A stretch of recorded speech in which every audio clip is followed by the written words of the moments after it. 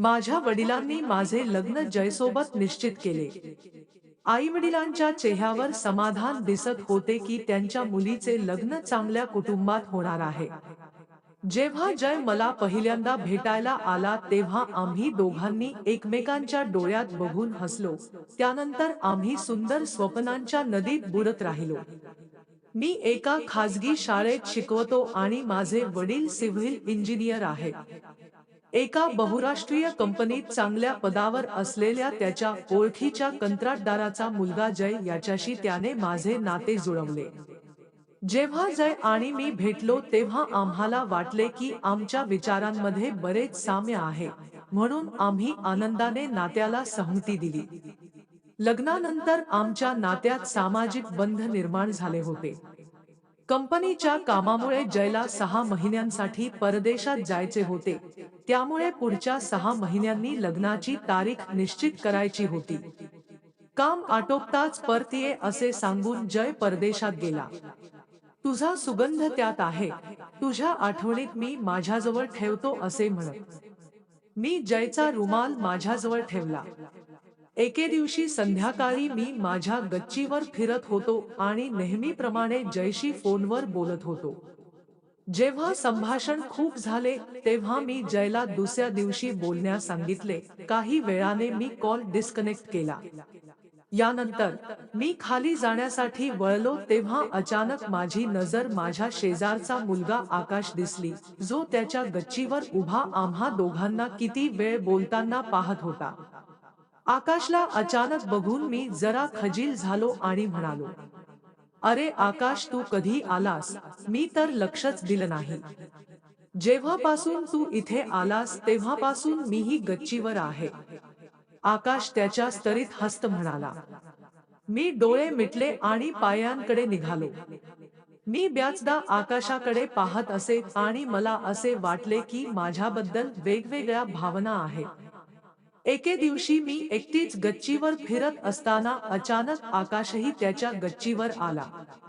आकाश, कसे आहेस? तू कमी दिसतोस। माझ्या तोंडून असे शब्द ऐकून आकाशला जरा धक्काच बसला, पण नंतर त्यालाही मनातून अश्रू येऊ लागले। आकाश स्वतः माझ्याशी बोलायला उत्सुक होता। तो टेरेसच्या हद्दीजवळ माझ्या जवळ आला आणि म्हणाला, मी रोज इथे यावेळेस येतो। तूच बिझी असतोस। मी आनंदी स्वरात म्हणालो, मी काय करू आकाश, आता शिकवायला सुरुवात केली आहे, मला वेळ अजून कमी मिळतो। यानंतर आम्ही दोघे इकडे तिकडे बोलू लागलो। आकाशाची माझ्यावर वाईट नजर आहे असे मला वाटले। मग वाटलं, कदाचित हा माझा भ्रम असावा। काही दिवसांनी एके दिवशी मी घरी एकटाच होतो। सर्व लोक नातेवाईकाच्या घरी गेले होते। मी माझी धाकटी बहीण आशाला माझ्यासोबत झोपायला बोलावलं होतं। संध्याकाळचे उशिराचे तास मला घाबरवत होते। मी आशाला अनेक वेळा मेसेज करून लवकर येण्यास सांगितले होते। मी स्वयंपाकाची तयारी करत होतो तेव्हा मला गच्चीवर कपडे सुकल्याचा विचार आला, म्हणून मी वरच्या मजल्यावर धावलो। माझे कपडे गोळा केल्यावर मला माझा एक शर्ट गायब दिसला। मी आजूबाजूला पाहिलं तर आकाशाच्या छतावर एका कोपऱ्यात शर्ट पडलेला दिसला। मी आधी संकोच केला, पण नंतर आजूबाजूला पाहिले आणि आकाशाच्या छतावर उडी मारली। आकाश येण्यापूर्वी मला तिथून पळून जायचे होते, पण मी माझा शर्ट उचलून वळताच मला आकाश माझ्याकडे पाहून हसत उभा होता। मी त्याला एक अस्वस्थ स्मित केले। आकाश म्हणाला, ती इथे उडून गेली असावी, हो आज वारा जोराचा होता। मी तिथून निघण्याच्या मनस्थितीत होतो, पण आकाश माझ्या समोर भिंतीला लागून उभा राहिला आणि गंभीरपणे बोलू लागला। तोपर्यंत संध्याकाळ सर्वत्र पसरली होती। मी म्हणालो, आकाश, मी आता निघतो, इथे डास चावत आहेत। मी पण, आकाश पायाला थोपटत म्हणाला। ठीक आहे, 2 मिनिटे खाली या। मी एक नवीन सॉफ्टवेअर डाउनलोड केले आहे, त्यात अनेक मनोरंजक गोष्टी आहेत। मी पण दाखवतो।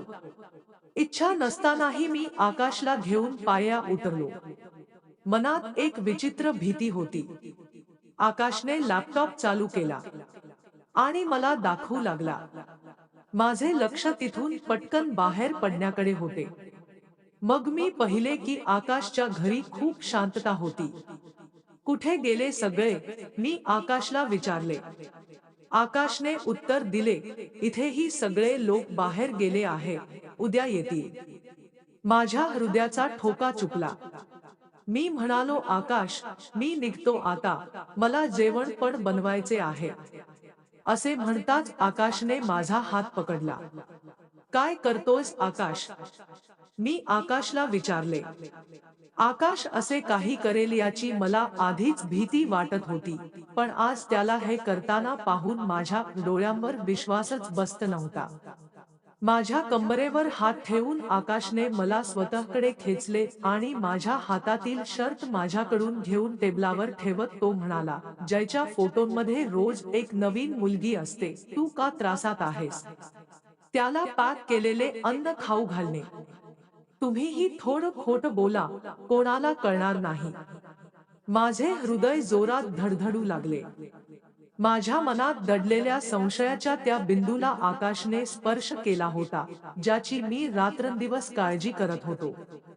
काय बरोबर आणि काय अयोग्य याचा विचार करायला उशीर झाला होता. वादळ आधीच खोलीत शिरले होते. मी आकाशला थांबवू शकलो नाही आणि मी स्वतःला त्याच्या स्वाधीन केले. आता जेव्हा कधी आकाश मला हाक मारायचा, तेव्हा मी आनंदाने छतावरून उडी मारून त्याच्याकडे जायचो.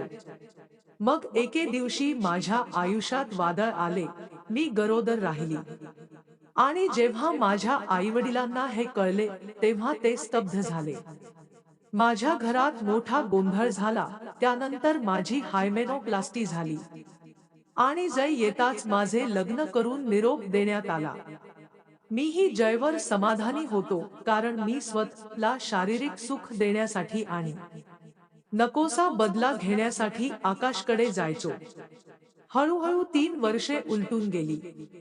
पण माझ्या आणि जयच्या घरी एकही नवीन सदस्य आला नाही. आम्ही डॉक्टरांकडून तपासणी करून घेतली. जयमध्ये कोणत्याही प्रकारचा दोष आढळला नाही. त्यानंतर माझी तक्रार करण्याची पाळी आली.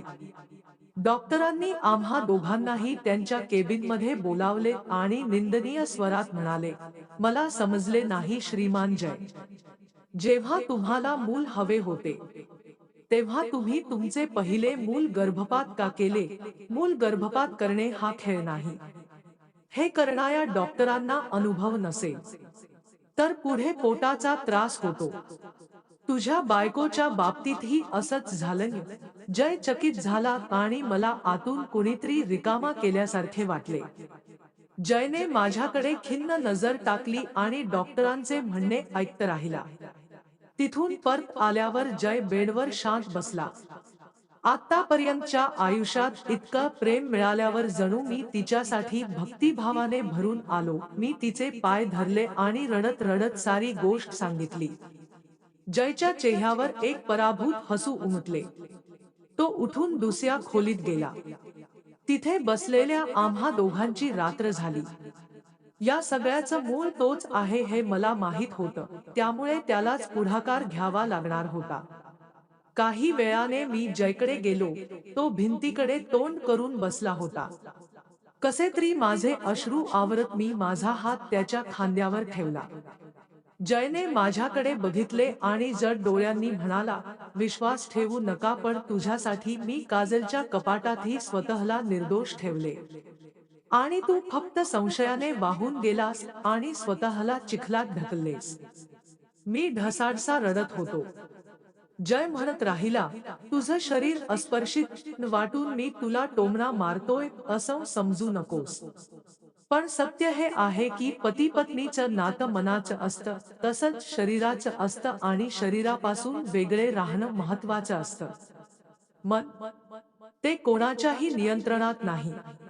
जर तुझे मन तुझ्या शरीरापासून स्वतःला वाचवू शकले असेल, तर माझे हृदय तुझ्यासाठी खुले आहे, अन्यथा मला तुझी अपूर्ण शरणागती नको आहे. निर्णय तुझ्या हातात आहे रचना.